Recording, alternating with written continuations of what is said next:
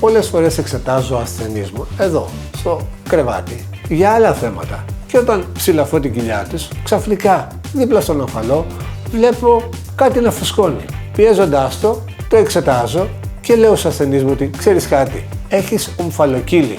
Οι περισσότεροι μένουν με το στόμα ανοιχτό. Γιατρέ, τι είναι αυτό? Το έχω πολλά χρόνια. Σιγά σιγά μεγαλώνει, αλλά δεν με ενοχλεί. Ναι.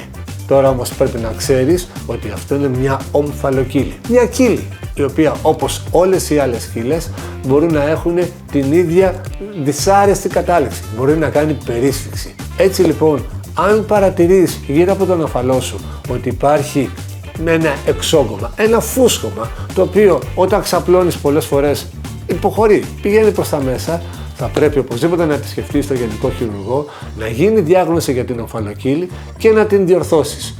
Εξαρτάται από το μέγεθός της. Αν είναι μικρή, μπορεί να γίνει με μια μικρή τομή με κάποιες αραφές, ενδεχομένως και την τοποθέτηση πλέγματος. Αν είναι λίγο πιο μεγάλη, οπωσδήποτε θα πρέπει να χειρουργηθεί και η μέθοδος επιλογής πια δεν είναι άλλη από την λαπαροσκοπική αποκατάσταση της ομφαλοκύλης. Όπως έχουμε πει, με μικρές τομές μπαίνουμε μέσα, φτιάχνουμε την κύλη, καθυλώνουμε και το πλέγμα και ο ασθενής την άλλη μέρα είναι σπίτι του να κάνει ό,τι θέλει. Δεν πρέπει να ξεχνάμε ότι οποιοδήποτε χάσμα πάνω από 1-1,5 εκατοστό στο κοιλιακό μας τείχομα μπορεί να προκαλέσει περίσφυξη κύλης.